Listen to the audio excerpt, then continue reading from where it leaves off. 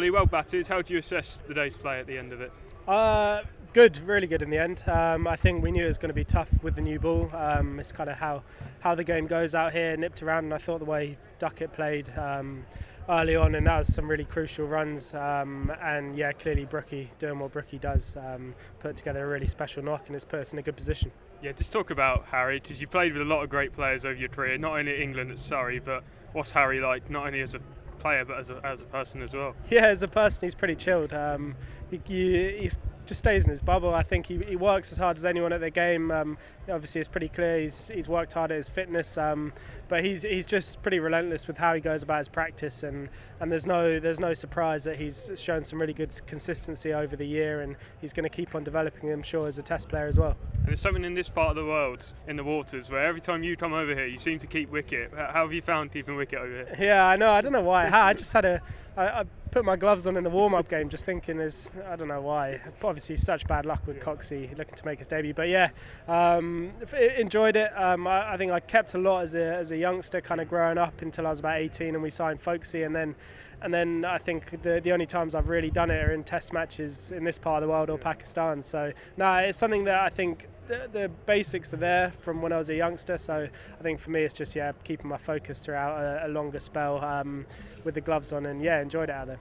And what's it been like getting back in the runs? It must be a great feeling to be back in the runs. Yeah, I think obviously missed out in Pakistan, didn't play my best, missed out on obviously the flat one, and then the wickets were tough, it wasn't easy, so yeah, to come out here and put a score together in the first innings of the series for me is important. It's somewhere I like batting, but yeah, I think I've worked hard on my game in that little break that we had in between Pakistan and here, and hopefully the rewards will keep coming.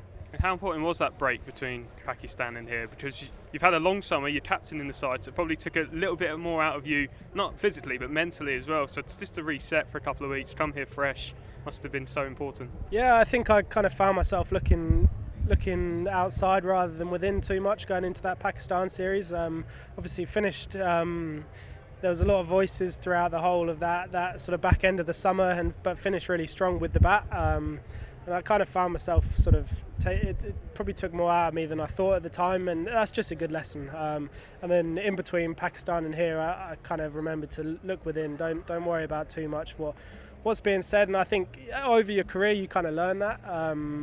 And there's always going to be voices, and that's completely fine. And I probably just.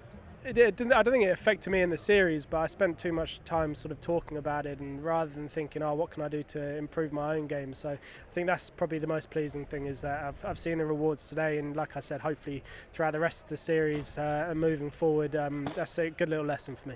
How hard was it? You talk about the noise. How hard was it just to block out? Because we can all talk about criticism, but unless you've been in that position where people are talking about it, it must be pretty hard. Yeah, I think obviously the nature of the sport we play in Test cricket is the way it goes. I think it is important to block it out. I've had it sort of throughout my career. At the times where you're in a little low patch, there's going to be a lot of noise, and when you're playing well, there's some good noise as well. But it's just becoming at peace with it. What's being said is being said. But for us, I think what's really important for me is just to, even if you see it, just try and do your best to ignore it, because there's a lot of opinions out there, and that is completely fine. And I realise that it doesn't help reading it and dwelling on it. You just got to think about what you can do the next game to become a better player, to keep taking your game to the next level rather than sort of standing still. Just a couple more. Have you lent on the likes of Joe and Ben, who have been there, done that, with the experience on how to deal with that extra scrutiny and pressure, I guess? Yeah, a little bit, and I think it's always quite good to sort of chat to people outside the bubble sometimes. I spent a bit of time just thinking about how I can improve that mental side of my game in between series, and I felt sort of the way I went about my innings is kind of credit to, I guess, the people I've spoken to. I lent on Alex Stewart a bit back at Surrey, had a good chat with him about what does he see when I'm playing my best, what does it look like, and I think it's probably just that calmness at the crease, and I felt like I had that today going out there and putting together an innings, so that's something that I can really take forward. You mentioned the calmness. In years gone by, being 45 for 3 with a deficit at lunch, there might have been a lot of panic, but the impression I get from this group is that it's pretty calm even at lunch when you were so far behind the game.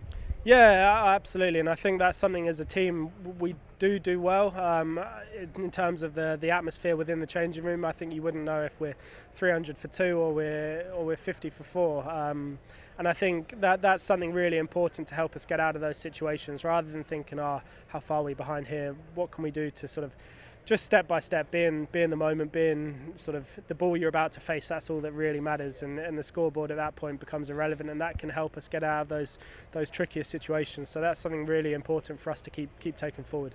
And you won a toss and bowled yesterday. It was a hot day yesterday, but in New Zealand this pitch tends to get better as the test goes on, so justified with that decision, and you built a good platform to push on tomorrow. Yeah, absolutely. I think it kind of had its external challenges out there. I think the footmarks were wet and the bowlers were actually slipping a lot, and obviously that breeze meant we bowled a lot of spin, and credit to Bash, the way he bowled really helped us hold that innings together, and obviously we got the rewards as the game went on, and yeah, look, it looks a pretty good pitch to bat on now. The odd ball's kind of nipping about a bit, and there's some good pace in it, so there's definitely some opportunities still to take wickets when we get out there again. On AM, on DAB, via the talkSPORT app and on your smart speaker. talkSPORT.